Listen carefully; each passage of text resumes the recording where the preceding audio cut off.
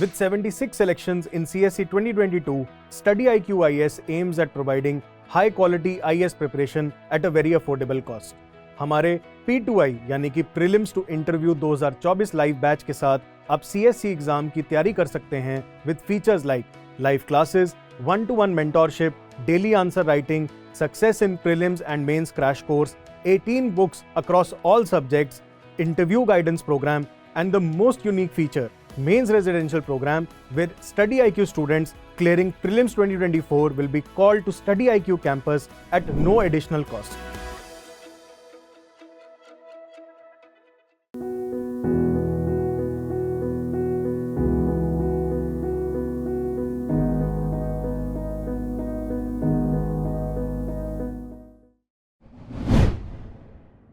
नमस्कार, मैं हूं कृतिका मिश्रा और आप सभी मुझे सुन रहे हैं डीकेटी प्लेटफॉर्म पर। मैंने ऑल इंडिया रैंक 66 इस बार यूपीएससी सीएसई एग्जाम में प्राप्त की है और साथ ही हिंदी माध्यम से ये देश में पहली रैंक है। बहुत सारे लोगों की ये प्रश्न आ रहे थे कि स्ट्रेटेजी क्या होनी चाहिए और इस परीक्षा को हिंदी माध्यम से किस तरह से पास किया जा सकता है और अच्छी रैंक लाई जा सकती है। तो मैं प्रयास करूंगी अपनी तरफ से कि आपके सभी प्रश्नों का उत्तर इस वीडियो में दिया जा सके। सर्वप्रथम अगर स्ट्रेटेजी की बात की जाए तो मुझे लगता है कि जो सिलेबस है यूपीएससी की वेबसाइट से आप डाउनलोड कर सकते हैं और वही हमारे लिए गाइडिंग लाइट है।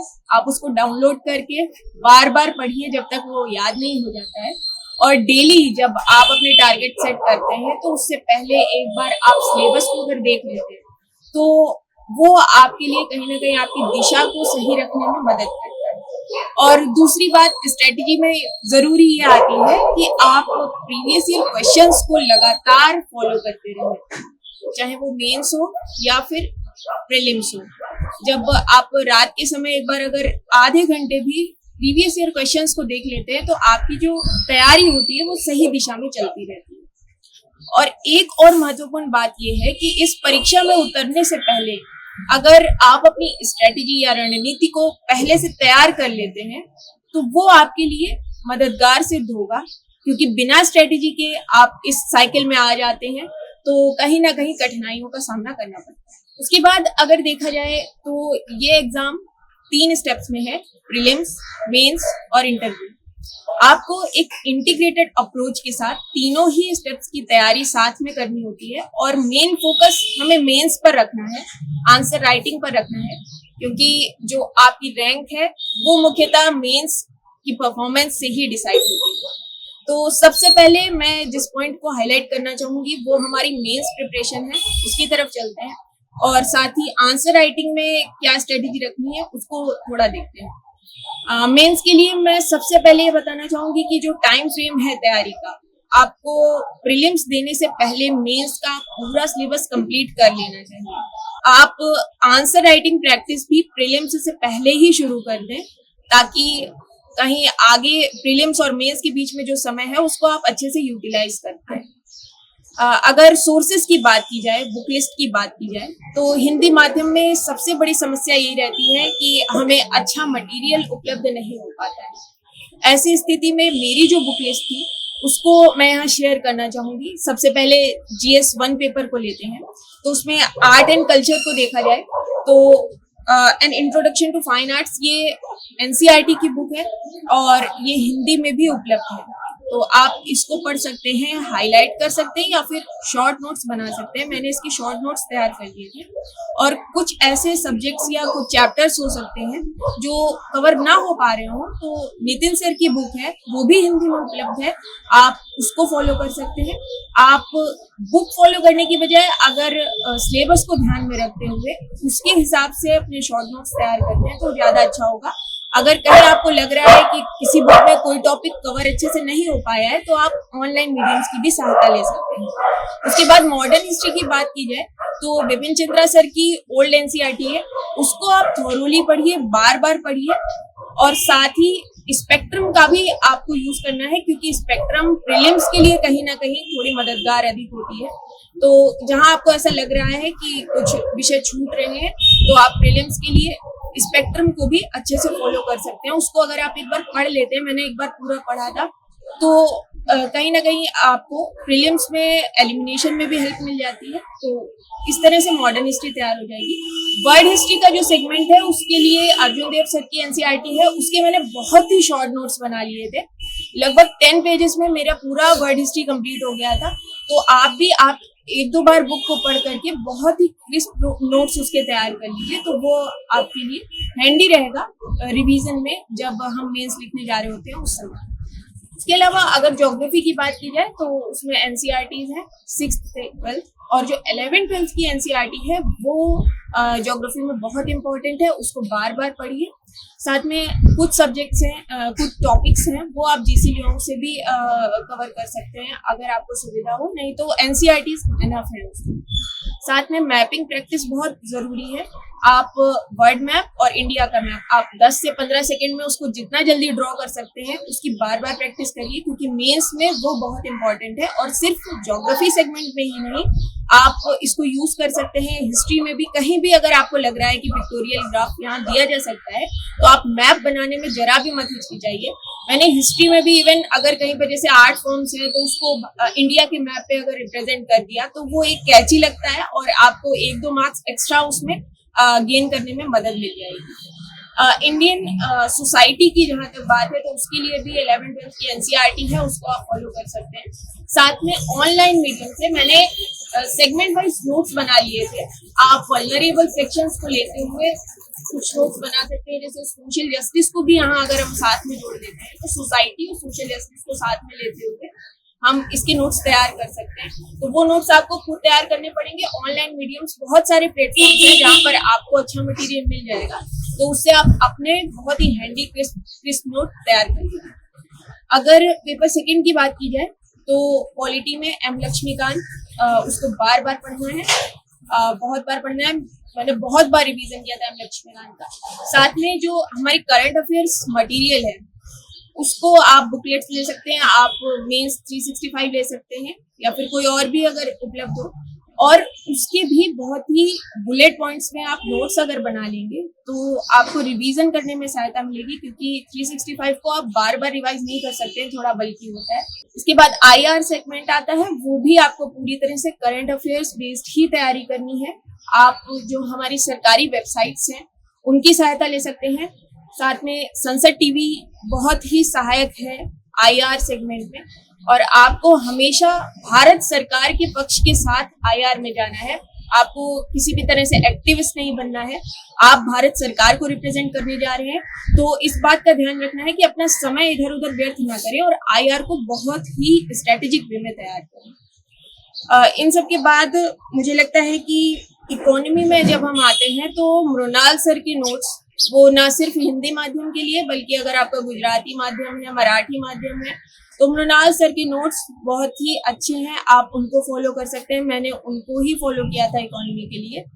साथ में जो हमारा बजट और इकोनॉमिक सर्वे आता है उसको अगर आप समरी ले लेते हैं तो बार बार समरी पढ़ लें। मैंने प्रीलिम्स के पहले भी और मेंस के पहले भी लगभग 2-3 बार इकोनॉमिक सर्वे की समरी पढ़ी थी। वो हिंदी में आसानी से उपलब्ध है, आप ऑनलाइन डाउनलोड करके पढ़ लीजिए, किसी भी संस्थान की समरी आप ले सकते हैं। इसके अलावा एनवायरनमेंट की बात की जाए तो मैंने शंकर आईएएस एक बार पढ़ी थी, वो आप एक बार देख लीजिए तो कहीं ना कहीं एक आइडिया अच्छा हो जाता है कि एनवायरनमेंट में क्या कैसे करना है। लेकिन जो मेन तैयारी है वो आपकी होगी करंट अफेयर्स बेस्ड।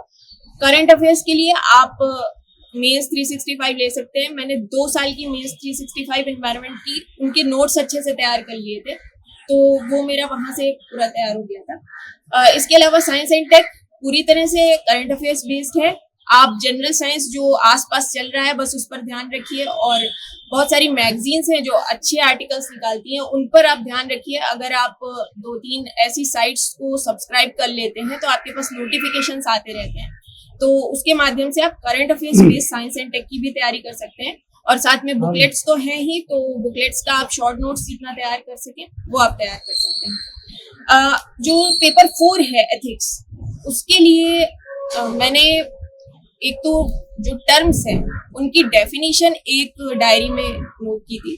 2 से 3 लाइन में हर टर्म को आप कैसे बेस्ट डिस्क्राइब कर सकते हैं और फिर उसको बार बार पढ़ के एक तरह से याद कर लीजिए। और उसके बाद एग्जाम्पल्स और केस स्टडीज वो बहुत इंपॉर्टेंट है एथिक्स के पेपर। तो उसके लिए मन की बात एक अच्छा सोर्स है। आप मन की बात जो उसको फॉलो कर सकते हैं, उसके नोट्स भी बना सकते हैं, क्योंकि उसमें अच्छी केस स्टडीज आती हैं, अच्छे एग्जाम्पल्स आते हैं। तो आप ऑनलाइन या ऑफलाइन एक जगह उनको अगर साल भर एकत्रित करते रहते हैं तो लास्ट में वो आपके लिए बहुत ही हेल्पफुल रहता है। मेंस में आंसर राइटिंग कैसे करनी है, एग्जाम हॉल में क्या करना है, उस पर भी थोड़ी बात कर लेते हैं।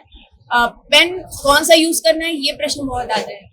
तो मुझे लगता है कि आप जेल पेन का यूज करें, वो थोड़ा ज्यादा अच्छा होगा। लेकिन अगर आपकी आदत है डॉट वगैरह से लिखने की, तो आप अपने हिसाब से वो डिसाइड कर सकते हैं। मैंने जेल पेन का ही यूज किया था और मैंने ब्लैक एंड ब्लू दोनों पेन्स का यूज किया था।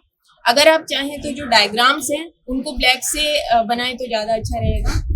साथ में जब मेंस आंसर राइटिंग आप एग्जाम हॉल में कर रहे हैं तो उसमें ज्यादा से ज्यादा फ्लो चार्ट्स का यूज करना, ज्यादा से ज्यादा डायग्राम्स का यूज करना, ये बहुत जरूरी है। और ये आपको तभी आएगा जब आपने पहले से वो जो नोट्स तैयार कर रखे हैं, जो आंसर राइटिंग कर रखी है, उसमें आपने इन सबको इनकलकेट किया हो। तो वहाँ एग्जाम हॉल में आपको याद आता रहता है कि हाँ, इस सब्जेक्ट पर ये डायग्राम मेरा तैयार है या ये मैप तैयार है, और उसको आप विद इन सेकेंड्स वहां पर रिप्रेजेंट कर सकते हैं। तो इस तरह से ये मेंस आंसर राइटिंग हो गई। अब हम लोग थोड़ी बात कर लेते हैं प्रीलिम्स पर। प्रीलिम्स के लिए मुझे लगता है कि जो मेंस के सोर्सेज हैं उससे बहुत ज्यादा अलग नहीं है, बस अपनी अप्रोच को थोड़ा सा अलग करना है। जब आप PYQs यानी प्रीवियस ईयर क्वेश्चंस देखेंगे प्रीलिम्स के, तो आपको समझ आएगा कि एलिमिनेशन टेक्निक प्रीलिम्स में बहुत हेल्प करती है। हालांकि यूपीएससी कैन बी ट्रिकी, तो आपको अपना थोड़ा स्मार्टनेस वहां पर रखनी है, एग्जाम हॉल में अपना धैर्य बनाए रखना है। प्रीलिम्स के लिए जो बुक लिस्ट है वो तो सेम ही है, लेकिन जब आप मॉक टेस्ट को सॉल्व करते हैं तो उसको सॉल्व करने से ज्यादा समय उसको एनालाइज करने में दीजिए। जब आप एनालिसिस करते हैं तो बहुत सारे नए पॉइंट्स हैं जो आपके तैयारी में जुड़ते जाएंगे। तो मेरा ये रहता था कि सॉल्यूशन जो होता था मॉक टेस्ट का, उसको मैंने मेन माना, उसको हाईलाइट किया। और एनालिसिस में अगर 3 घंटे जा रहे हैं तो फिर उसके बाद मैंने आधे घंटे में उसका रिवीजन भी किया 2-3 बार।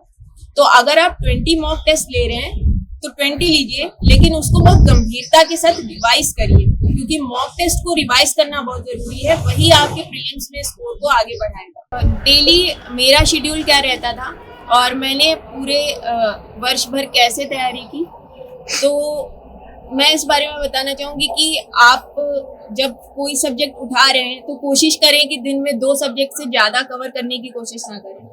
क्योंकि मेरे साथ ये होता था कि पेस बनाने में ही मेरा लगभग 1 से 1.5 घंटा चला जाता था। तो अगर मैंने एक सब्जेक्ट उठाया है तो मैं कोशिश करती थी कि पूरे दिन मैं उसको ही समय दूं और उसको ही बहुत सारे सोर्सेज से, अलग अलग सोर्सेज से PYQs के साथ पढूं और कवर करने की कोशिश करूं। तो आप भी ये देख सकते हैं कि आप 3 से 4 सब्जेक्ट 2-2 घंटे पढ़ रहे हैं, उसकी बजाय ये मेरी स्ट्रेटजी या ये ट्रिक यूज कर सकते हैं कि आप एक सब्जेक्ट को फोकस में रख करके एक दिन उसको पूरा दें। क्योंकि हम लोगों का माइंडसेट होता है इतनी जल्दी स्विच करना सही नहीं रहता है। जब आप तैयारी कर रहे हैं उस समय आप आसानी से एक सब्जेक्ट को फोकस में रख करके दिन भर तैयारी करें। इंटरव्यू के लिए मैंने बहुत सारे कोचिंग इंस्टीट्यूट्स में मॉक टेस्ट के लिए अप्लाई किया था। साथ में करंट अफेयर्स की कुछ क्लासेस भी कोचिंग इंस्टीट्यूट्स के माध्यम से ली थी। और डैफ की प्रिपरेशन सबसे ज़्यादा इम्पोर्टेंट होती है। ऐसे में आप भी किसी कोचिंग इंस्टीट्यूट से या फिर अपने किसी सीनियर से थोड़ा एडवाइस ले करके अपने डैफ को बहुत अच्छे से तैयार करें। उसमें जो भी टर्म्स आप यूज कर रहे हैं वो एक तरह से आपका फेस है बोर्ड के सामने, तो आप उसको जितने अच्छे से रिप्रेजेंट कर सकते हैं। और फिर जो आपकी प्रिपरेशन है उसको भी पूरी तरह से डैफ बेस्ड रखें। अगर आपने कोई अपनी हॉबी, जैसे मैंने अपनी हॉबी अगर क्रिएटिव राइटिंग रखी है, तो मेरा जो रियल इंटरव्यू था यूपीएससी बोर्ड में, उसमें क्रिएटिव राइटिंग से बहुत सारे क्वेश्चंस पूछे गए। मेरा बालश्री अवार्ड था तो उससे भी चेयरपर्सन मैम ने क्वेश्चंस पूछे। तो जब आप अपनी डैफ को तैयार कर रहे हैं तो उसके एक एक टर्म की पूरी नॉलेज आपको होनी चाहिए। कहीं से भी ऐसा नहीं लगना चाहिए कि आपने डैफ में कुछ भी ऐसे ही लिख दिया। तो डेफ बेस्ड आपकी इंटरव्यू प्रिपरेशन होगी तो ज्यादा अच्छा रहेगा। मॉक्स हेल्प करेंगे आपकी अगर मॉक बोलते समय किसी तरह की इशू आ रहा है या कोई बात है तो वो आपको मॉक से पता चल जाएगा। तो आप अगर 2-3 मॉक्स दे देते हैं तो कहीं ना कहीं आपको वो हेल्प हो जाती है। और साथ में जो एडवाइस है विशेष रूप से जो हमारी फीमेल एस्पायरेंट्स हैं उनके लिए कि कहीं से भी आप डरिए नहीं, अपने साहस को बनाए रखिए। समाज में हमारे लिए जो चुनौतियां हैं वो तो है ही, लेकिन अपने संकल्प से, अपने साहस से आप उन चुनौतियों को पार करिए। और जिस तरह से इस बार भी बहुत सारी टॉपर्स हैं जो फीमेल हैं, उससे प्रेरणा ग्रहण कीजिए और इस परीक्षा को पास करने में अपनी पूरी मेहनत दीजिए। बहुत बहुत शुभकामनाएं। हेलो एवरीवन, मेरा नाम प्रिंस कुमार है और इस बार सिविल सेवा की परीक्षा में मुझे 89 रैंक प्राप्त हुआ है।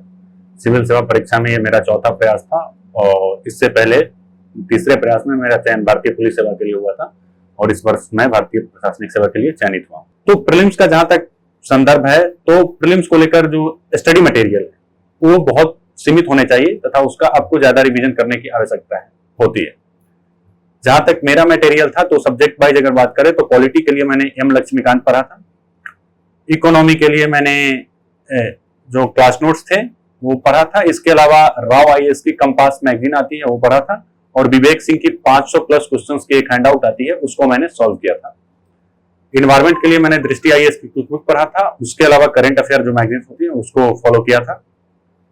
इसके अलावा अगर हम देखें तो साइंस एंड टेक्नोलॉजी के लिए मैंने अपने क्लास नोट्स को फॉलो किया था और फिर उसको करंट के साथ कवर किया था। हिस्ट्री के लिए जो मॉडर्न हिस्ट्री थी उसमें मैंने स्पेक्ट्रम को पढ़ा था क्लास नोट्स के अलावा। एंशिएंट मेडाइवल में मैंने ओल्ड एनसीईआरटी को पढ़ा था और आर्ट एंड कल्चर मैंने सिर्फ अपने क्लास नोट से कवर किया था। इसके अलावा ज्योग्राफी मेरा चूंकि पहले 2 अटेम्प्ट में ऑप्शनल था तो इस वजह से मैंने वहां से कवर कर रखा था। इसके अलावा मैपिंग मैंने कंप्लीट किया था, वो एटलस की मैगजीन से मैंने कवर किया था। तो ये लगभग रिसोर्स हो गई। इसके बाद अगर हम बात करें कि प्रीलिम्स में किस तरीके की समस्याएं आती है तो सबसे बड़ी समस्या ये आती है कि लोग क्वेश्चंस को सही ढंग से टैकल नहीं कर पाते हैं, क्योंकि हम कितना भी पढ़ के जाए हमें 30-35 से ज्यादा प्रश्नों का उत्तर एग्जाम में पता नहीं होता है। और ऐसे में बहुत जरूरी हो जाता है कि आपका जो गेस वर्क है, जिसे हम लॉजिकल गेस कहते हैं या एलिमिनेशन की बातें करते हैं, वो बहुत अच्छा होना चाहिए। हालांकि 2023 का जो प्रीलिम्स हुआ उसमें एलिमिनेशन को ऊपर मतलब जो तकनीकें थी वो काफी समस्याएं आई, क्योंकि जो यूपीएससी का पैटर्न था वो 23 में काफी चेंज हुआ है। बट फिर भी अगर आप गेस वर्क अच्छा करते हैं, लॉजिकल गेस अच्छा करते हैं, तो आपकी जो प्रीलिम्स क्वालिफाई करने की संभावना है वो काफी बढ़ जाती है। इसको लेकर कई सारी रणनीति होती है जो जिसके लिए आपको सबसे जरूरी होता है कि आप जो प्रीवियस ईयर के क्वेश्चंस हैं उसको सॉल्व करें और उससे आपको बेटर आइडिया मिलता है। जैसे एग्जाम्पल के लिए जो ओनली, ऑल इस तरीके के एक्सट्रीम वर्ड होते हैं वो ज्यादातर केस में गलत होने की संभावनाएं होती है। फॉर एग्जाम्पल एक यूपीएससी ने सवाल पूछा था 64 योगिनी मंदिर को लेकर कि केवल एकमात्र, उसमें एक स्टेटमेंट था कि यह केवल एकमात्र गोलाकार मंदिर है। तो आप बेसिक लॉजिक्स और कॉमन सेंस भी यूज करो तो इंडिया में इतने सारे मंदिर हैं तो एक होने की संभावनाएं कम हो जाती है, तो आप उसे गलत मान सकते हो। तो इस तरीके से हम एलिमिनेशन करते हैं। एक दूसरा पक्ष प्रीलिम्स में सीसेट का है जो काफी पिछले 3-4 सालों में डिफिकल्ट होता जा रहा है। चूंकि मैं ह्यूमैनिटीज बैकग्राउंड से आता हूं तो मैथ मेरा बहुत स्ट्रॉन्ग पार्ट नहीं रहा है। ऐसे में मैंने क्या किया था कि कॉम्प्रिहेंशन पर प्रैक्टिस करता था और उसमें मेरी एक्यूरेसी अच्छी थी, तो मैं 17-18 क्वेश्चंस 20 क्वेश्चंस वहीं से करेक्ट कर लेता था। उसके अलावा मैथ रीजनिंग प्रिपेयरिंग जो मेरी निर्भरता थी थोड़ी कम होती थी। तो सीसेट को लेकर वैसे स्टूडेंट जिनकी मैथ रीजनिंग अच्छी है वो भी अभी क्या है कि मैथ्स का डिफिकल्टी लेवल बढ़ता जा रहा है, तो कॉम्प्रिहेंशन पे जरूर फोकस करें। और जो ह्यूमैनिटीज बैकग्राउंड के स्टूडेंट है वो कॉम्प्रिहेंशन को प्रायोरिटी देने के साथ साथ जो आपकी बेसिक मैथमेटिक्स है, जो एलिमेंट्री मैथमेटिक्स है, उसको आपको कवर करना होगा। आप सीसेट को एक ऐसे सब्जेक्ट के रूप में नहीं देख सकते जो लास्ट 1 महीने पढ़ा जाएगा या कुछ पेपर सॉल्व करके हो जाएगा। अभी आपको सीसेट में भी बाकी सब्जेक्ट की तरह ही एफर्ट डालने होंगे। तो इसके लिए आप प्रीवियस ईयर के क्वेश्चंस का प्रैक्टिस कर सकते हैं। इसके अलावा मार्केट से आप बुक लेकर भी जो अलग अलग जो मेजर इंपॉर्टेंट टॉपिक है, जैसे रीजनिंग में सिलोजिज्म होते हैं, स्टेटमेंट बेस्ड क्वेश्चन होते हैं, मैथमेटिक्स में बात करें तो नंबर सिस्टम है, परसेंटेज है, एवरेज है, जिससे सवाल ज्यादा रिपीट होते हैं, तो उसकी प्रैक्टिस शुरू कर दीजिए। अब हम एग्जाम के जो दूसरा स्तर है, जो मेंस है, उसके बारे में बात करेंगे। तो सबसे पहले मैं सोर्स अपना बता देता हूं। GS1 जो स्टैटिक पार्ट है काफी हद तक उसको लेकर मेरी जो थी, उसमें हिस्ट्री को लेकर मैंने अपना क्लास नोट्स फॉलो किया था। ज्योग्राफी मेरा ऑप्शनल था पहले, तो उसके नोट्स जो थे उससे मेरा कवर हो गया था। सोसाइटी को लेकर मैंने क्लास नोट्स के साथ साथ अपने कुछ नोट्स भी बनाए थे, जो मैंने अलग अलग जो प्रिंटेड मटेरियल, जैसे विजन की प्रिंटेड मटेरियल होती है या फिर कुछ अन्य जगह से गूगल वगैरह करके फिर मैंने अपने कुछ नोट्स तैयार कर लिए थे या उसको वैल्यू एडिशन किया था। GS2 में जो पॉलिटी का पक्ष है वो, उसमें मैंने क्या किया था कि लक्ष्मीकांत के कुछ इश्यूज जो हैं जो मेंस में पूछे जा सकते हैं उसको कवर कर लिया था। इसके अलावा विजन 365 जो मैगजीन आती है उसमें मेंस से जुड़े हुए जितने भी टॉपिक्स होते हैं जो आपको लगता है पूछे जा सकते हैं उसको मैंने तैयार किया था। इसके अलावा जो मैंने क्या किया था कि जो इंपॉर्टेंट टॉपिक है जैसे पार्लियामेंट, तो पार्लियामेंट से संबंधित कैसे मुद्दे हो सकते हैं, जैसे राज्यसभा की क्या प्रासंगिकता है, दल बदल कानून है, स्पीकर की भूमिका है, तो ये और इश्यूज हैं जिसपे ज्यादातर मेंस के सवाल बनते हैं। तो प्रीवियस ईयर क्वेश्चन से इसको देखा समझा और उस पर अपना एक शॉर्ट नोट्स प्रिपेयर कर लिया था। तो इस तरीके से मैंने पॉलिटी को कवर किया था। गवर्नेंस और सोशल जस्टिस को लेकर मैं थोड़ा सा क्लास नोट्स को कवर किया था और बाकी की चीजें करंट अफेयर के जो मैगजीन्स थे उससे मैंने कवर किया था। इसके बाद इंटरनेशनल रिलेशन, चूंकि ये पूर्णतः डायनेमिक सब्जेक्ट है तो आप न्यूज़पेपर के साथ साथ जो विजन 365 मैगजीन आती है अगर आप उसको कवर कर लेते हैं तो आपका जो आईआर का एरिया है वो कवर हो जाएगा। अगर हम GS3 की बात करें तो GS3 सबसे डायनेमिक सब्जेक्ट हो जाता है जो काफी हद तक करंट अफेयर्स के आसपास घूमता रहता है। इसमें आप इकोनॉमी के लिए कोई एक अच्छे क्लास नोट्स का प्रयोग कर सकते हैं जिससे आपका बेसिक एरिया कवर हो जाएगा। इसके अलावा जो भी इश्यूज, जितने भी टॉपिक सब टॉपिक सिलेबस में दिए हुए हैं जैसे growth, unemployment, development, inclusive growth, इन सभी टॉपिक्स के ऊपर आप एक अपना शॉर्ट नोट्स प्रिपेयर कर लीजिए या फिर अगर वो आपके क्लास नोट्स में है तो आप वहां से उसको कवर कीजिए। तो आपके जितने भी 10 टॉपिक दिए गए हैं उसमें अलग अलग जो सब टॉपिक्स हैं उसके ऊपर आपके पास पॉइंटर्स तैयार होने चाहिए जिसका यूज आप आंसर में करिए। इसके साथ साथ जो मैगजीन्स आ रहे हैं उससे आप काफी हेल्प ले सकते हैं GS3 के इकोनॉमी को तैयार करने के लिए। इसके अलावा अगर हम इन्वायरमेंट की बात करें तो इन्वायरमेंट में भी जो क्वेश्चंस हैं मूलतः करंट अफेयर के आसपास आते हैं, जैसे कि इसमें COP 26 को लेकर पूछा गया हो या वन वर्ल्ड वन ग्रेड, तो इस तरह के सवाल काफी हद तक करंट अफेयर्स के आसपास घूमते हैं तो आप उसको वहां से कवर कर सकते हैं। इसके अलावा आपने जो बेसिक्स किताब पढ़ी है, चाहे वो आप दृष्टि की कुक बुक हो या फिर शंकर IAS की किताब हो, उससे भी आप जो स्टैटिक वाला इन्वायरमेंट का एरिया है उसको कवर कर लीजिए। इंटरनल सिक्योरिटी जो है वो काफी हद तक रिपीटेड होता है, तो या तो इसमें आप एक किताब आती है अशोक सिंह की, उसको पढ़ सकते हैं। मैंने हालांकि किताब नहीं पढ़ा था, मैंने क्लास नोट्स के साथ साथ जो टॉपिक सिलेबस में दिए हुए हैं उस पर नोट्स अपने बना लिए थे, क्योंकि सवाल लगभग रिपीट होते हैं। जैसे नक्सलिज्म का सवाल हर दूसरे साल पूछा गया है, साइबर सिक्योरिटी का सवाल पिछले कई सालों से लगातार आ रहा है, तो आप उस तरीके से प्रीवियस ईयर के क्वेश्चंस को आधार बना के अपनी जो नोट्स हैं या फिर क्वेश्चंस हैं उसको तैयार कर सकते हैं। डिजास्टर मैनेजमेंट के लिए मैंने जो विजन की एक प्रिंटेड मटेरियल आता है उसका यूज किया था। इसके साथ एक टॉपिक है साइंस एंड टेक्नोलॉजी, जो मैंने क्लास नोट्स और करंट अफेयर की जो मेंस 365 है उससे कवर किया था। GS4 एथिक्स का जो पेपर है उसको लेकर जो मेरा मटेरियल था वो था कि जो दृष्टि की जो क्लास नोट्स होती है उसके साथ जो मटेरियल्स वगैरह मिलती है उसको मैंने पढ़ा था, और फोरम IAS की एक रेड बुक आती है एथिक्स की जो इंग्लिश में है, तो उसको मैंने पढ़ के अपने नोट्स में उससे कुछ पॉइंट्स ऐड किए थे और इन दोनों को मैंने कंपाइल किया था। इसके अलावा अलग अलग जो पर्सन्स होते हैं उनके जो एग्जांपल्स होते हैं कि अलग किसी सिविल सर्वेंट्स ने क्या किए हैं, तो उसको मैंने अलग से कोटेशन और इस तरह की चीजों को एक तैयार कर लिया था। तो ये मेरा कुल मिलाकर पूरा जो GS के 4 पेपर्स को लेकर सोर्स रहे हैं। इसके अलावा एक महत्वपूर्ण बिंदु है वो है इससे में क्या होता है कि आजकल जो है वो काफी हद तक जो सवाल पूछे जा रहे हैं वो एब्स्ट्रैक्ट जो टॉपिक्स हैं, जो अमूर्त विषय है उससे जुड़े हुए निबंध पूछे जा रहे हैं। ऐसे में व्यक्ति के समक्ष सबसे बड़ी समस्या ये होती है कि वो विषय को समझ ही नहीं पाते। तो आपको प्रैक्टिस शुरू करनी होगी और सबसे पहले जो निबंध है उसका सही इंटरप्रिटेशन क्या है उसके ऊपर फोकस कीजिए। जैसे अगर इस बार एक सवाल पूछा गया कि जहाज बंदरगाह पर सुरक्षित होता है पर वह इसके लिए होता ही नहीं, तो इससे क्या इंटरप्रिटेशन निकलता है कि कोई भी चीज जब अपने कंफर्ट जोन से बाहर निकलेगी तभी वो कुछ अच्छा कर सकती है। कोई भी व्यक्ति अपने कंफर्ट जोन में सेफ है, कोई भी संस्था सेफ है, परंतु उसका मूल उद्देश्य तो नहीं। अब आप इसको कई चीजों से जोड़ सकते हैं, बुद्ध की कहानी से जोड़ सकते हैं, किसी देश की कहानी से जोड़ सकते हैं, किसी व्यक्ति की कहानी से जोड़ सकते हैं। तो इससे में सबसे जरूरी अमूर्त विषय में यह होता है कि आप उसका सही सही इंटरप्रिटेशन करिए। फिर एक अच्छा इंट्रोडक्शन लिखने के लिए आप एनेक्डोट या जो छोटी कहानियां होती हैं उसका यूज कर सकते हैं। जैसे मैंने इसी एस्से को लिखते हुए बुद्ध की कहानी से शुरू किया था कि बुद्ध एक राजा के रूप में बहुत सुरक्षित होते, परंतु वो सिद्धार्थ से बुद्ध कभी बन ही नहीं पाते अगर वो उस चीज को नहीं अपनाए होते, उस स्ट्रगल्स को नहीं अपनाए होते। तो आप इससे शुरुआत कर सकते हैं। दूसरी चीज क्या है कि हिंदी माध्यम में कविताएं काफी आपके पास उपलब्ध होती हैं। उन कविता और कोटेशंस जो हैं उसका प्रयोग अपने एस्से में आप ज्यादा से ज्यादा करने की कोशिश करें। निबंध लिखते वक्त एक चीज बहुत प्रमुखता है कि सबसे जरूरी चीज ये होती है कि आपके निबंध में एक फ्लो होना चाहिए। निबंध पढ़ते हुए बोझिल नहीं लगना चाहिए। बहुत ज्यादा इंफॉर्मेटिव निबंध लिखने की जरूरत नहीं है, बहुत ज्यादा ज्ञान का प्रदर्शन करने की जरूरत नहीं है, परंतु एग्जामिनर को पढ़ते वक्त वो बोझिल नहीं लगना चाहिए। तो ये बहुत जरूरी हो जाता है एस्से में। इसके साथ साथ जो आपका कंक्लूजन होना चाहिए वो सकारात्मक होना चाहिए। उसके अंतर्गत आपकी एस्से का एक सार आ जाना चाहिए। और अगर आप किसी बहुत प्रसिद्ध उदाहरण या फिर कोई पैराग्राफ है जो बहुत महत्वपूर्ण है उसके साथ अगर अंत करते हैं तो उसकी प्रभावशीलता जो है वो बढ़ जाती है। जहां तक इंटरव्यू को लेकर सवाल है, तो इंटरव्यू को लेकर जो है मैंने जो तैयारी थी उसमें वही होता है कि आप जो डेप्थ है उसको सेंटर में रख के हम प्रिपरेशन स्टार्ट करते हैं। और उसके अलावा मैंने बहुत सारे मॉक इंटरव्यूज दिए थे, अलग अलग कोचिंग्स में जाकर मैंने मॉक इंटरव्यू दिए थे और वहां से मुझे गाइडेंस मिला था। क्योंकि मेरे पहले 2 अटेम्प्ट्स में इंटरव्यू में स्कोर भी नहीं थे, तो इस बार मैंने थोड़ा सा और अपनी जो प्रैक्टिस को बढ़ाया था।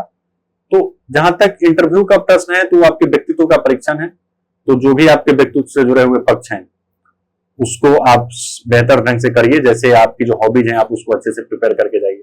इसके अलावा जो आपका सिटिंग मतलब कुछ फिजिकल अपीयरेंस होता है, जैसे सिटिंग पोस्चर, आपका हैंड मूवमेंट, ये सारी चीजों को भी ध्यान में रखने की आवश्यकता होती है। इसके साथ साथ आपका कॉन्फिडेंस, आप किस तरीके से कम्युनिकेट कर रहे हैं, ये कई सारी चीजें जो है इंटरव्यू में आपकी स्थिति को निर्धारित करती है। एक सवाल ये होता है कि क्या कोचिंग आवश्यक है या आपने कोचिंग किया था। तो मैं जब दिल्ली आया था तो चूंकि मेरे पास गाइडेंस नहीं था, तो इसलिए मैंने यहाँ पर एक कोचिंग में एडमिशन लिया था और मैंने जीएस और ऑप्शनल दोनों के लिए ही कोचिंग किया था। तो कोचिंग मैंने किया था, परंतु ये आवश्यक नहीं है। बहुत सारे स्टूडेंट हैं जो बहुत अच्छे रैंक्स लाते हैं और वो सेल्फ स्टडी के साथ प्रिपरेशन करते हैं। तो ये व्यक्ति के ऊपर निर्भर करता है कि आप कोचिंग करना चाहते नहीं। अनिवार्यता बिल्कुल नहीं है। अगर आप करना चाहते हैं तो आप कर सकते हैं। अगर आप सेल्फ स्टडी करना चाहते हैं तो आप सेल्फ स्टडी कर सकते हैं। इससे आपके सिलेक्शन पे बहुत अधिक कोई प्रभाव नहीं होगा। इसी के साथ मैं जो है अपना बात समाप्त करूंगा। बस वो जो भी लोग देख रहे हैं और अभी यूपीएससी की प्रिपरेशन कर रहे हैं उनको लेकर मेरा मैसेज है कि यूपीएससी एक थोड़ी लंबी जर्नी है। तो आपके अंतर्गत एक कंसिस्टेंसी होनी चाहिए, एक सेल्फ डिसिप्लिन होना चाहिए और हार्डवर्क करने की वो होनी चाहिए। आप बहुत ज्यादा एग्जाम में तनाव लेने से बचिए। आप केवल अपने वर्क जो कर्म है ना उस पर फोकस करिए। अगर आप सही तरीके से सही दिशा में मेहनत करेंगे तो आपकी जो सफलता की संभावनाएं हैं वो बढ़ जाएंगी। मैं दिल्ली नॉलेज ट्रैक का धन्यवाद करना चाहूंगा कि वो इसके माध्यम से मुझे आप स्टूडेंट के साथ जोड़ने का एक प्लेटफॉर्म प्रदान। नमस्कार, मेरा नाम गगन सिंह मीना है। इस वर्ष यूपीएससी सिविल सर्विस एग्जामिनेशन 2022 में मुझे 120वीं रैंक प्राप्त हुई है। इससे पहले लास्ट ईयर मुझे आईपीएस हरियाणा कैडर आवंटित हुआ था। इस वर्ष और लास्ट ईयर मेरे हिंदी मीडियम में जीएस पेपर 2 है, उसके अंतर्गत काफी अच्छे मार्क्स थे। लास्ट ईयर 106 मार्क्स थे और इस बार मुझे 118 मार्क्स प्राप्त हुए हैं। तो मैं जीएस पेपर 2 में आप कैसे बेहतर मार्क्स प्राप्त कर सकते हैं, इसके संबंध में मेरी क्या रणनीति रही थी, इसके संबंध में आपसे चर्चा करूंगा। जीएस पेपर 2 एक स्टैटिक के साथ साथ करंट अफेयर बेस्ड पेपर है। इसको हम 4 पार्ट में डिवाइड कर सकते हैं। जीएस पेपर 2 में पहला पॉलिटी से के क्वेश्चन रहते हैं, सेकंड इसमें गवर्नेंस के क्वेश्चन रहते हैं, थर्ड इसमें सोशल जस्टिस के क्वेश्चन रहते हैं और फोर्थ इंटरनेशनल रिलेशन के क्वेश्चन होते हैं। मेन चीज इसमें ये होती है कि यूपीएससी ने जितना भी सिलेबस दिया हुआ है उस सिलेबस के आप अपने खुद के नोट्स हो या फिर आपने कहीं पे कोचिंग की हुई है तो उस कोचिंग के आपके पास उसके बेसिक नोट्स हो, चाहे वो पॉलिटी हो, गवर्नेंस हो, सोशल जस्टिस हो और इंटरनेशनल रिलेशन हो। पॉलिटी के क्वेश्चनों के अंतर्गत आपके खुद के नोट्स है, उन नोट्सों को आपको किस तरीके से उसमें और अधिक वैल्यू एडिशन करना है वो इसमें काफी अधिक इंपॉर्टेंट रहता है। वैल्यू एडिशन के लिए आप सुप्रीम कोर्ट के जजमेंट से है, कॉन्स्टिट्यूशन के हमारे आर्टिकल्स है, अलग अलग कमिटीज बनी हुई है, अलग अलग कमीशंस है, अगर कोई उस संबंध में रिपोर्ट्स आई है, इन सारी चीजों का अगर हम आंसर में उपयोग करते हैं तो हमारे आंसर है उसका वैल्यू एडिशन काफी अच्छे से हो सकता है। इन सारी चीजों को और आप कैसे अच्छे तरीके से रिप्रेजेंट कर सकते हो तो उसके लिए आप डायग्राम्स है, फ्लो चार्ट्स है, इन सारी चीजों का उपयोग कर सकते हैं। अब मैं यूपीएससी ने अपनी जो पॉलिटी में क्या क्या सिलेबस दिया हुआ है और उस सिलेबस में मैंने पहले से ये सारी चीज में डिसाइड करके गया था कि कौन सी इस टाइप का अगर क्वेश्चन पूछा जाएगा तो उसमें मुझे ये सारी चीज डेफिनेटली लिखनी ही है। जैसे संघ और राज्य के कार्य और उत्तरदायित्व, तो ये जो क्वेश्चन है वो हमारे फेडरलिज्म से संबंधित क्वेश्चन है। तो इसमें मैंने हमारे संविधान का अनुच्छेद 1 है, उसमें दिया है कि इंडिया यानी भारत राज्यों का संघ होगा। तो हमारे आर्टिकल 1 का यहाँ पर जिक्र करना है। उसके अलावा संघवाद जो फेडरलिज्म है उसके लिए पूंजी आयोग बना है, सरकारी आयोग बना है, और सुप्रीम कोर्ट के इस संबंध में जो जजमेंट है जिसमें उसको संघवाद को बेसिक स्ट्रक्चर डिफाइन किया हुआ है उसको भी यहाँ पे मैंने लिखना है। ये सारी चीज मैं पहले से तैयार करके गया था। और इसके अलावा संघवाद के संबंध में क्या क्या चुनौतियां हैं, चाहे वो राज्यों के बीच में हो, केंद्र या राज्यों के बीच में हो, या फिर पॉलिटिकल हो, इकोनॉमिक हो, या फिर जो सोशल प्रॉब्लम रही हो, या राज्यों की जो जनसंख्या के आधार पर कुछ संघवाद के रिलेटेड इश्यू रहा हो, तो ये कुछ ऐसे इश्यू जो प्रीवियस इश्यू रहे हैं और कुछ ऐसे इश्यू जो अभी करंट के टॉपिक्स रहे हैं। जैसे जीएसटी से रिलेटेड इश्यू था, आर्टिकल 131 से रिलेटेड इश्यू था। उसके अलावा कुछ राज्यों ने केंद्र सरकार को जो फाइनेंशियल कमीशन था उसके संबंध में भी शिकायत थी। तो ये सारी चीज पहले से आप तैयार करके जाओ कि अगर संघवाद का क्वेश्चन अगर आएगा तो उनमें हमको ये सारे पॉइंटों को इंक्लूड करना है। उसके अलावा कंक्लूजन्स है, तो कंक्लूजन्स में आप इस टाइप की थीम्स रख सकते हो कि कॉम्पिटिटिव एंड कोऑपरेटिव फेडरलिज्म, ये जो हमारा सरकारी पूंजी आयोग बना था उसने ये टर्म को दिया था, और उसके साथ ही हम एक भारत श्रेष्ठ भारत, न्यू इंडिया, इस टाइप के कुछ स्टैंडर्ड टर्म है, उन स्टैंडर्ड टर्मों का हम कंक्लूजन में उपयोग कर सकते हैं। अब जैसे इसमें कुछ हमारे जो आर्टिकल्स है, जैसे शक्तियों का पृथक्करण, सरकार के विभिन्न अंगों के बीच शक्तियों का पृथक्करण, ये सिलेबस में टर्म्स डिफाइन की हुई है। तो इस टर्म को हम कैसे अच्छे से आंसर में और किस तरीके से वैल्यू एडिशन कर सकते हैं, तो सबसे पहले संविधान के कौन से आर्टिकल में शक्तियों के पृथक्करण के संबंध में चर्चा की गई है, तो उससे हम इंट्रोडक्शन स्टार्ट कर सकते हैं। इसके अलावा हम इंडिया की शक्तियों का पृथक्करण कैसे होगा कि इंडिया के अंतर्गत जो न्यायपालिका है वो कार्यपालिका और विधायिका इन दोनों से अलग है, लेकिन यूएसए के अंतर्गत जो न्यायपालिका, कार्यपालिका और विधायिका इन तीनों अलग अलग है। तो इस तरीके से हम एक छोटा डायग्राम बना के दिखा सकते हैं। शक्तियों के पृथक्करण के संबंध में कहां पे तीनों के बीच में ओवरलैप होता है, तीनों के बीच में क्या क्या कॉमन है, इसके संबंध में भी हम चर्चा कर सकते हैं।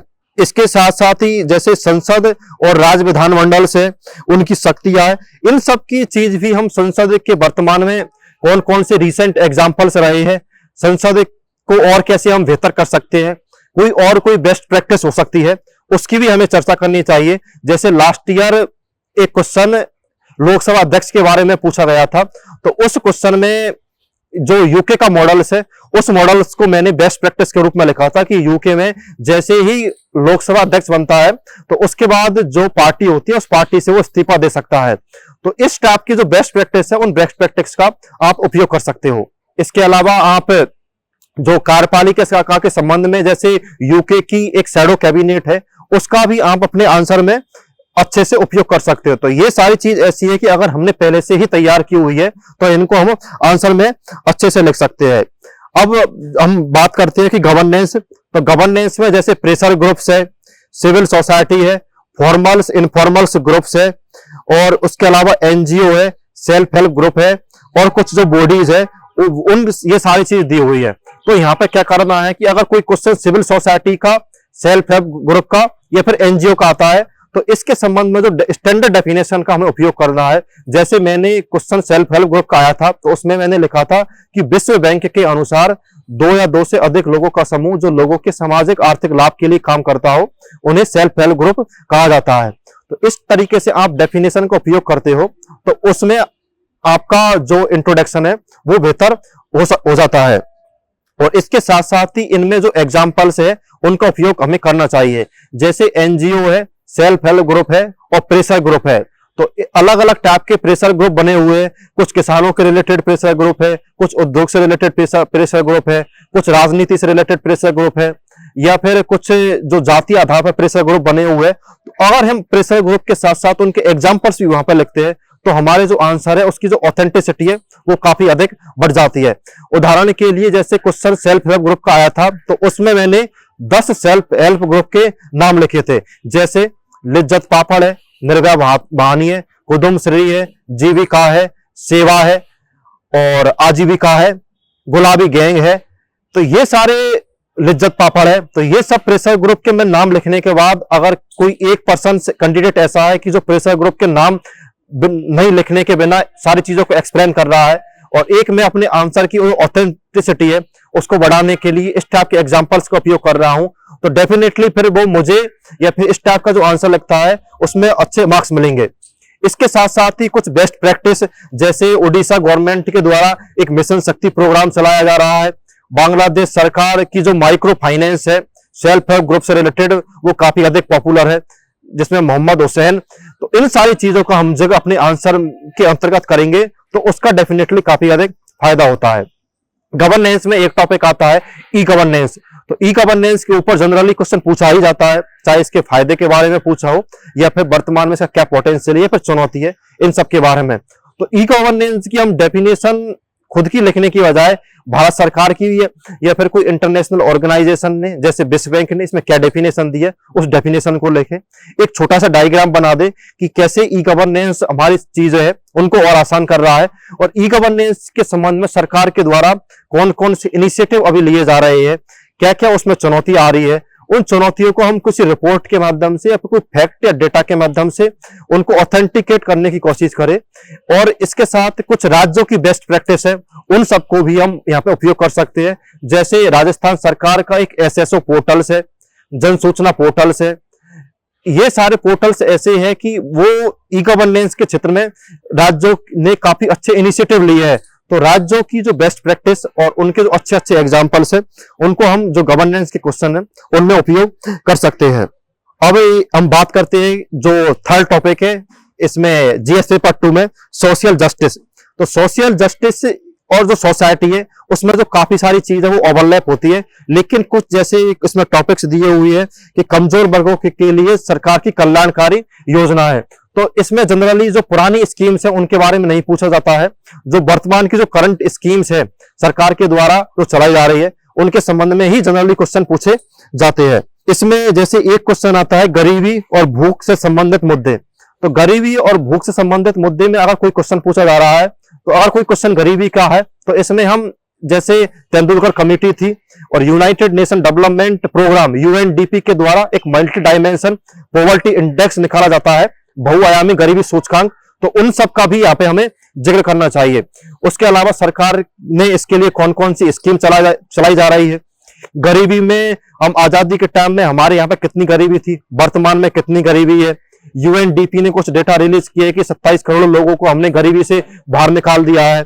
इसके साथ साथ ही यहाँ पे कुछ जो हमारे एसडीजी गोल्स है जैसे एसडीजी 1, एसडीजी 2, ये गरीबी और भूख से संबंधित है, तो इन सब का भी यहाँ पे हमें उपयोग करना चाहिए। क्योंकि अगर इस टाइप की चीजों अब ये सारी चीज मुझे इसलिए पता है क्योंकि मैंने पहले से ये तैयार कर लिया था कि इस टाइप का क्वेश्चन आएगा तो उसमें मुझे इस एसडीजी को लगाना है, इस टाइप के क्वेश्चन में मुझे इस रिपोर्ट्स को, इस कमेटी को, इस डाटा को इंक्लूड करना है।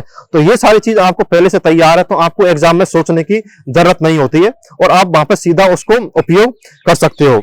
इसमें कुछ जैसे शिक्षा है, स्वास्थ्य है, ह्यूमन डेवलपमेंट है, ये सारे चीज जो हमारे सोशल जस्टिस है उसमें इंक्लूड किए हुए हैं। तो इन सारी चीजों में भी आप यही कर सकते हो कि शिक्षा के लिए और जैसे हमारी न्यू एजुकेशन पॉलिसी है उसमें क्या क्या टारगेट्स रखे गए हैं, वर्तमान में हमने जो एजुकेशन में हम कितना % ऑफ जीडीपी इसमें इन्वेस्ट करते हैं, और दूसरे देश जैसे इजराइल है, यूएसए है, चीन है, इसमें कितना % इन्वेस्टमेंट करते हैं। तो इन सारी चीजों को हम ग्राफ के माध्यम से शो कर सकते हैं डायग्राम्स में।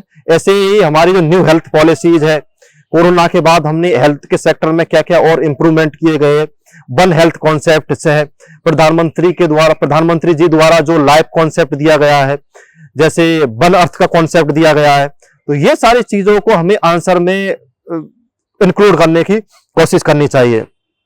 जो जीएस पेपर 2 का जो लास्ट टॉपिक है इंटरनेशनल रिलेशन, इंटरनेशनल रिलेशन से फिक्स है कि 50 नंबर के क्वेश्चन पूछे जाते हैं, 9वां 10वां और 19वां 20वां, ये क्वेश्चन लगभग फिक्स है।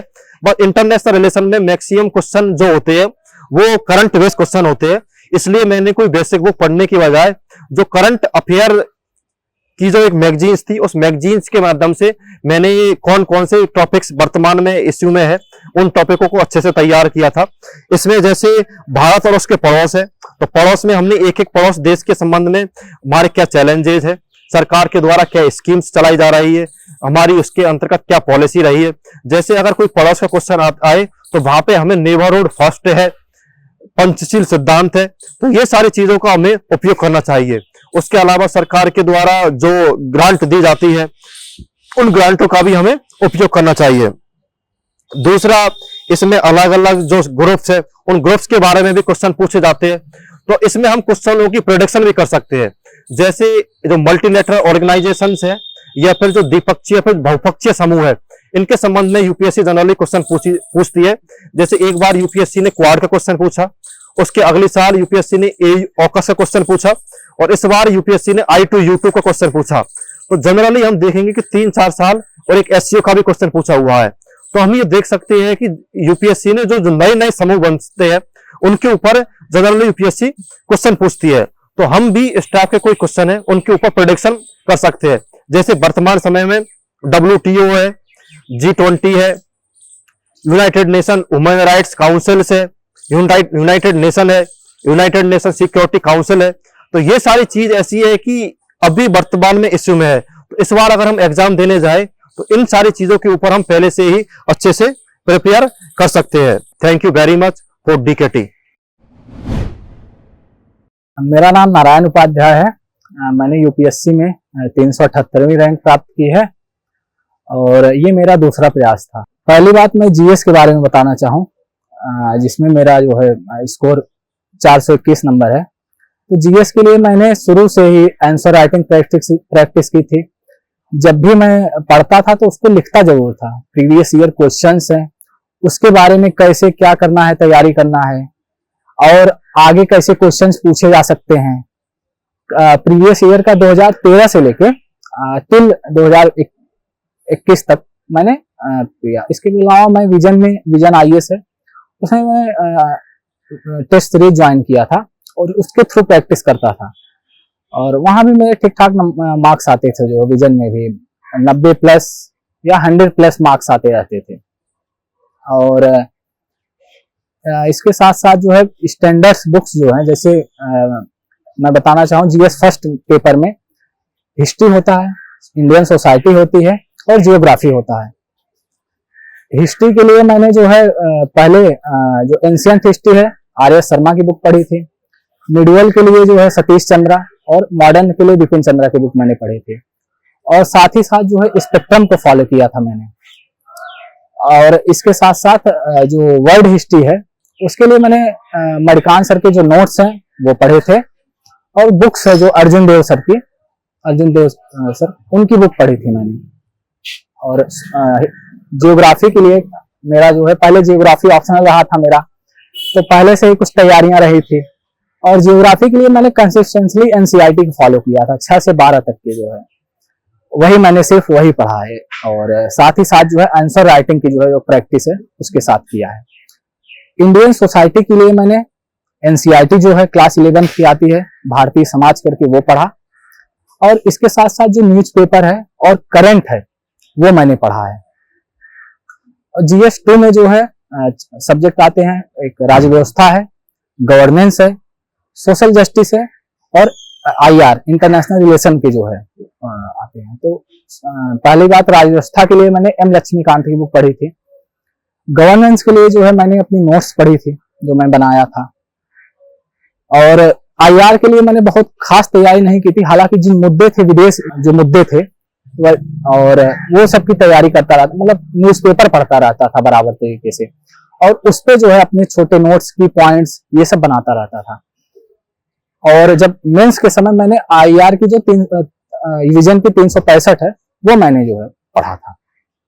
और सोशल जस्टिस के लिए मैंने कोई बुक ऐसी फॉलो नहीं की थी, हालांकि मैं पढ़ता रहता था। जैसे न्यूज़पेपर है और करंट है, मैगजीन है, इनका सहारा लेकर मैं तैयारी करता रहता था। तो GS 2 की मेरी ये स्ट्रेटजी रही थी। और GS 3 की बात करूं तो इकोनॉमिक्स आता है, इसके अलावा इकोलॉजी एनवायरनमेंट, साइंस टेक और इंटरनल सिक्योरिटी, ये 4 आते हैं। तो इकोनॉमिक्स के लिए जो है मैंने रामेश्वर सर के नोट्स पढ़े थे, पहला मेरा आधार वो था।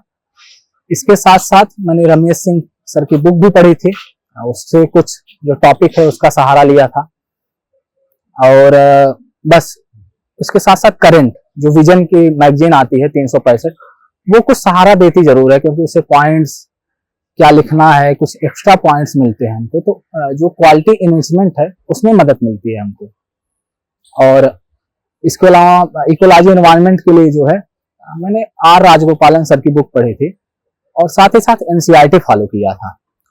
तो ये रहा। और आंसर राइटिंग के लिए जो है मैं वही प्रीवियस ईयर और टेस्ट सीरीज ये फॉलो करता था।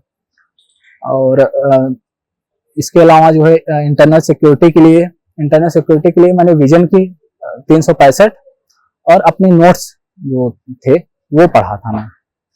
और इसके अलावा साइंस टेक के लिए ये होता है कि चीजें निरंतर बदलती रहती हैं, हमको उस बदलती हुई परिस्थिति में कैसे तैयारी करना है इसको ध्यान में रखते हुए हमें अपनी स्ट्रेटजी बनाए रखनी चाहिए। जैसे मान लीजिए किसी पे क्वेश्चन पूछ ले, नैनो लिक्विड यूरिया है या कुछ भी है, अभी सैटेलाइट लॉन्च हुआ, या तो हमको करंट से निरंतर लिंक रहना है और चीजों को अपडेट करते रहना है।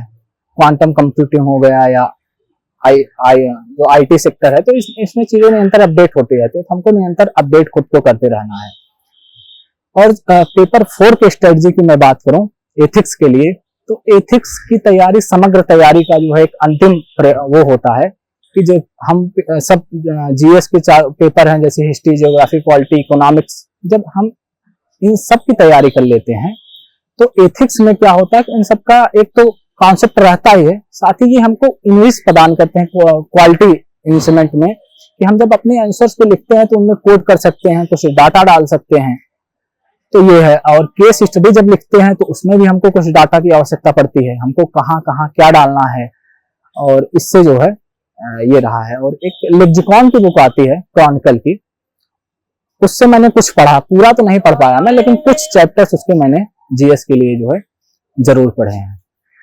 और जीएस के लिए मैं यही कहना चाहूंगा अंत में कि निरंतर पढ़ते रहें, स्टैंडर्ड बुक्स को फॉलो करें और लगातार आंसर राइटिंग करते रहें, क्योंकि आंसर राइटिंग जब तक नहीं हो पाएगा तब तक हम मेंस के स्तर पे वो तैयारी नहीं कर पाएंगे जो होनी चाहिए। जो है मैं आगे आने वाले जो मतलब तैयारी करने वाले विद्यार्थी हैं उनके लिए ये सलाह दूंगा कि इस बार का यूपीएससी का पेपर जरूर देख लें, 2023 का, जीएस का भी और सीसैट का भी। जो स्तर यूपीएससी ने इस बार छुआ है, मुझे लगता है कि वो मतलब एक बार देखना जरूर पड़ेगा, क्योंकि सीसैट का जो स्तर रहा है और जीएस के जो स्तर रहा है वो मतलब एक दूसरे स्तर की तैयारी लगता है कि नहीं हमको क्या करना चाहिए, तो ये तैयारी मतलब करना चाहिए। और डीकेटी को जो है मैं धन्यवाद कहना चाहूंगा कि अपना प्लेटफॉर्म उन्होंने प्रदान किया है मुझे अपनी बात रखने के लिए, और इसके साथ साथ जो है जो आने वाले विद्यार्थी हैं उनको इससे मदद मिल सके, यही जो है मेरी कामनाएं रहेंगी। धन्यवाद।